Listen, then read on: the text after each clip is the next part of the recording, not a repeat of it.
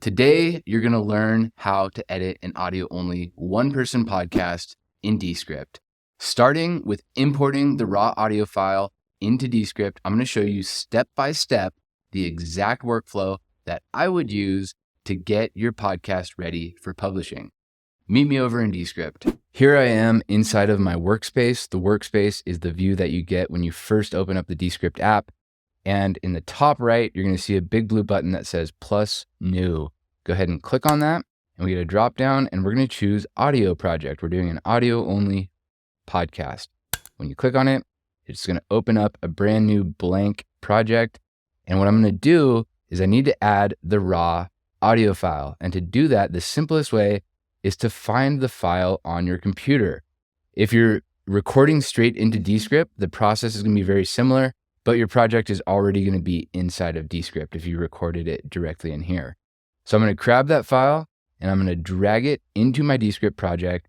And you see it says drop anywhere to transcribe. As soon as I release, that audio file has now been added to my project and I get this box that says transcribing and I can label it with the speaker, which is just me, it's Ross, and it's in English. I'm going to hit done.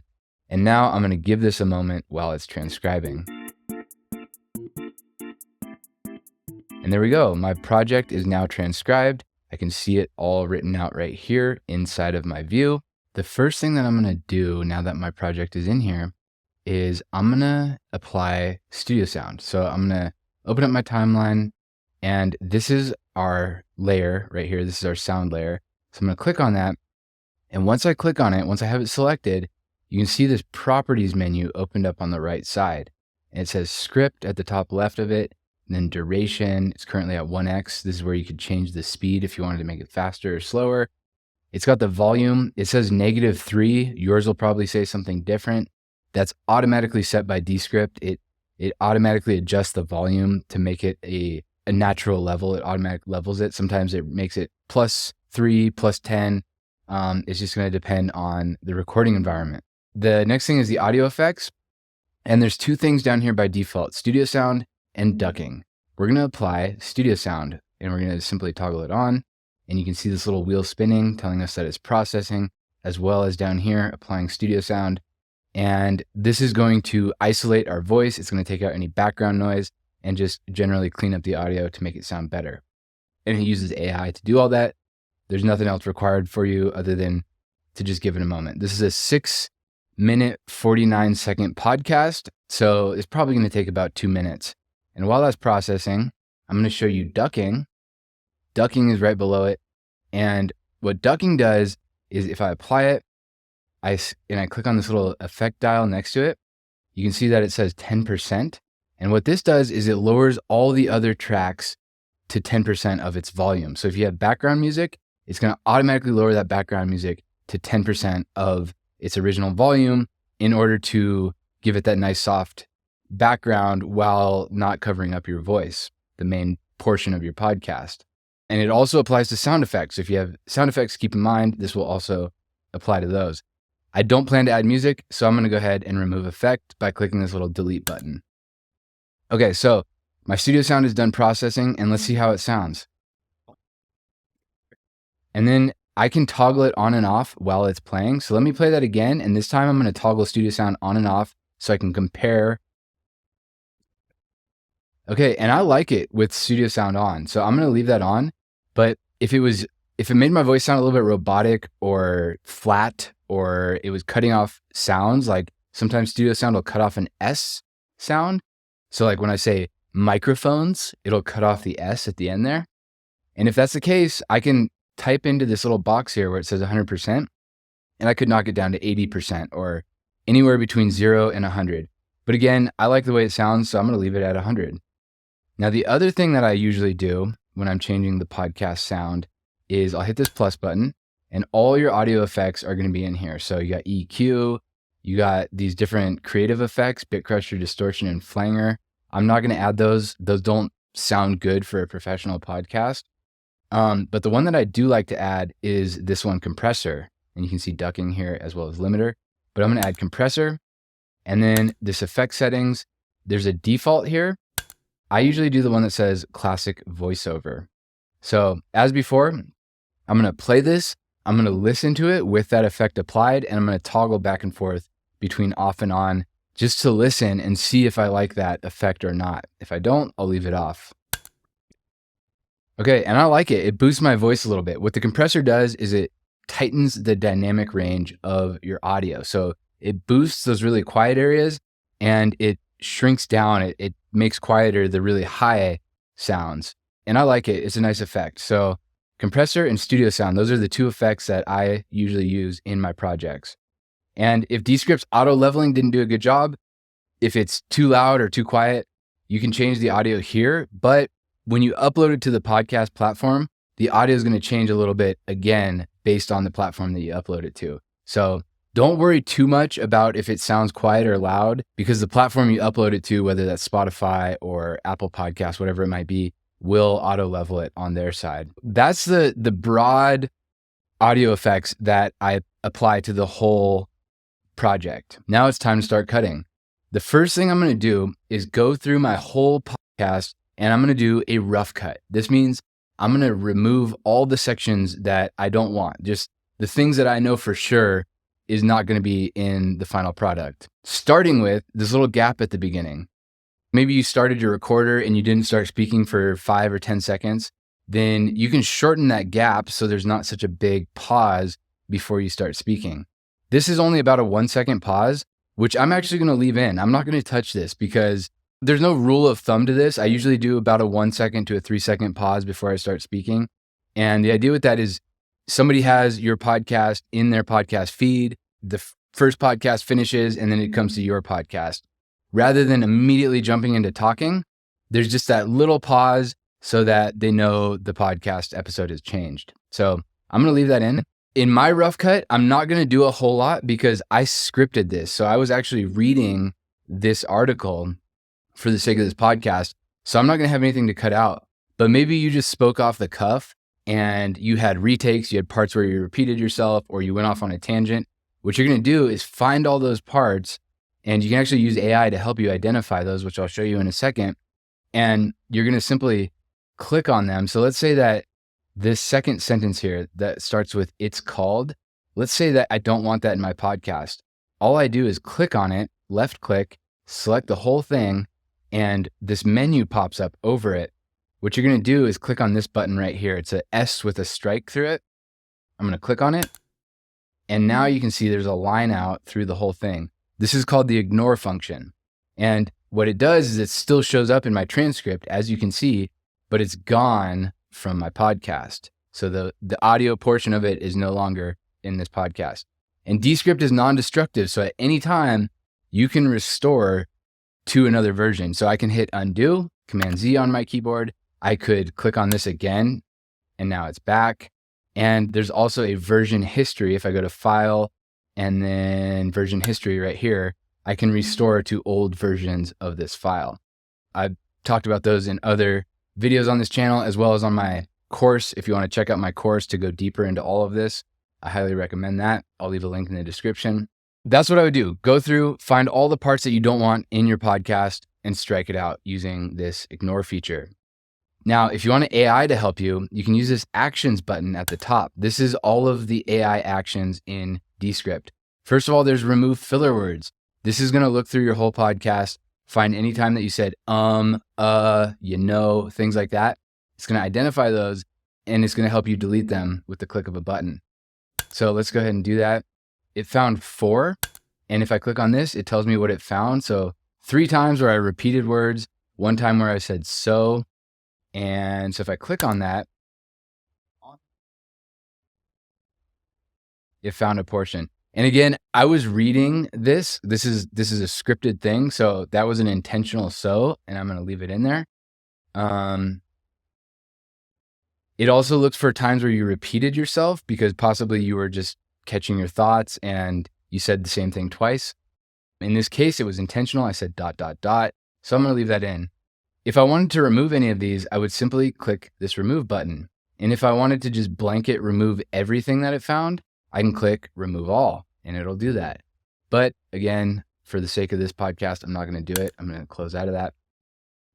The next one is shorten word gaps. And again, I went back to actions here. This is the big gray bar at the top. I click on that.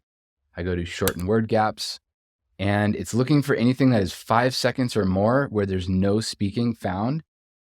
And it found 3 instances of that. So let me click on this one. When I clicked on it, it's playing it. And this is a 6-second gap. And I do want to remove this because that was a big pause before I started reading my script. So I'm going to shorten it to 1 second. By default, it wants to shorten it to 3 seconds. That's this number in this box here. But if I click in there and I type 1, then it's going to shorten it to that. And as soon as I click this word shorten, it made that change. And then it automatically moves it to the next gap that it found, which is down here. It's a 6-second pause. I think I was just gathering my thoughts. So I'm going to make that change as well. I'm going to click shorten. And that's the end of the podcast. So there's a big gap at the end there as I was going to hit stop recording. And so I'm going to hit shorten once again. And if I wanted to just shorten all of those, I knew it was a change I wanted to make. I could have hit this shorten all button and it would have done all those changes at once. And now you can see that this end here, there's just a 1-second gap instead of that 6-second gap that was originally there. So that's the shorten word gap. I'm going to go ahead and close out. I'm going to come back to AI actions. And if there was a certain part in the script that you wanted to find, this is your search feature here. You can type in a specific word. If you know there's a section that you want to cut out, that's a quick way to find it. I'm going to close that, back to AI actions. And this bottom one that says Ask AI, this is ChatGPT. So if you click on it, there's all these presets in here and they're broken down by category. So there's edit, find, publish, and write. And if you click on one of these, this is just a prompt for ChatGPT. So if I click remove retakes, the prompt is detect and delete all the repeated takes from this recording. And you could change that prompt. You could just completely start one from scratch and tell it anything you want. But this is the preset for remove retakes. And let's see if it finds anything. It probably won't because again, this was scripted. It says AI is thinking. And I just clicked on that send button to start the process. So AI is thinking. It shouldn't take too long here. And there we go. And I'll scroll through this. And if it found any retakes, it's going to cross them out. And there's one. It crossed out this sentence, what did you attach to the file server will get you less information then. What this is looking for is parts where, let's say you're running your recorder, you're doing your podcast, and you mess up a line, and then you just simply repeat that line with the proper pronunciation or the proper intonation that you intended. It's going to find that bad take, identify it for you, and then if you want to make that change, you can say apply edits to script, and it'll go ahead and ignore the bad take, leaving the good one. But I don't want to do that, so I'm just going to hit close, and it's not going to make any changes. You can comb through your entire podcast using the Ask AI. Again, that was actions, down to the bottom, Ask AI. The one I just showed you is remove retakes. You could do edit for clarity, add chapters, etc. All of these things are going to help you with your podcast workflow. That would be the rough cut. I've gone through, I've used all the AI tools. I've made a bunch of changes. The next thing I would do is play through my entire podcast and make the fine changes that I need to make this thing sound smooth and make it sound good. So I'm going to go ahead and play through and I'll point out any areas where I have a change that I want to make. So as I play this podcast, you can see the active word is highlighted on the transcript. And as well, the playhead, this vertical blue line down here, is moving. So these lines are in sync. If I click here to the word now, it moves it there on my transcript, as well as it moves the playhead to the word now. And I can zoom in on my timeline by holding Command and using my scroll wheel to scroll up, and that zooms in. It makes my view bigger, meaning I'm looking at a smaller piece of the podcast. You can see these numbers up here. This 1.5 is telling me where this view begins, and then this 1 minute and 5 seconds is where this view ends. So this is about a 5-second view right here. And I can scroll left and right by holding Shift and scrolling up and down on my mouse wheel. But I'm going to keep zooming in. and I can see this word now right here. And let's say this is a gap. You can see these sound waves with the transcribed word over it. If I want to shorten this gap, I can click on this word and I can drag it to the left. And you see that little black box with the number? That's telling me how long that gap is before the next word. And now I tightened it so there's no gap at all. I'm going to go ahead and undo that though. I just did that for demonstration. And you can not only close gaps, but let's say I want to take out that word now. I could click on the word that right here. I can click on it and drag it over the word now to get rid of it. Now, I mentioned Descript is non-destructive. So if I wanted to restore that, beside clicking undo, I can put my mouse on the boundary where that clip was made. And you can see there's a little vertical gray line here on the transcript that's letting us know that a cut was made there, as well as there's a clip or a vertical gray line right here. And if I put my mouse on that vertical gray line, if I put it slightly to the left of that gray line, I get a bracket like I have right now that's open to the left. If I put it slightly to the right, it's now open to the right. And that's telling me that if I click on that boundary, it's going to affect that side of the clip. So if I want to restore, I make my bracket open to the left like that. I click and I drag, and that's restoring the part of the clip that I got rid of. And if I keep restoring, now that word now comes back like so. And now my clip is whole again. So that's the quickest way to remove things from the timeline. The quickest way in general is what I showed you the first time, where you simply click and drag to select all the words that you want to delete. So in this case, if I selected this entire paragraph and I click delete on my keyboard, it's gone. I can undo. Or the first way I showed you, which is this strikeout. Now the advantage, it's always recommended to do the strikeout, the ignore feature, because it keeps it here on our transcript. So it lets us maintain awareness that we got rid of something there in case we decide to restore it. If you delete it, you can still restore it, but you just won't see it on your transcript. So you don't have the awareness that something was originally there. I'm going to hit undo. I'm going to hit undo again. I'm going to keep hitting undo until all of my changes. Okay, now we're back to where we started. After going through my entire project, I've removed everything I want. I've gotten it all the sound sounding really good with the studio sound and the compressor. The last thing I might do is add a little bit of music or sound effects. So right where I introduce this article and before I start reading it, like, where is it? Right here. I'm going to add just a little background sound effect just so the listener knows that I'm transitioning to the part where I'm going to actually read this thing. So I'm going to put my playhead where I want that sound effect to be placed. So that's this blue line right here. I just click on it down in my timeline. And one very important thing in Descript is where you're clicking. You have to make sure if you want to make a change to a layer, you need that layer selected. If I want to make a change to this layer, I need it selected, and I'll know it's selected because it's in blue, and then this properties menu will appear. If I don't want to make a change to a specific layer, I click into the white area above it because I'm going to add a new layer, which means another sound effect or music above my script layer, the layer where I'm actually speaking.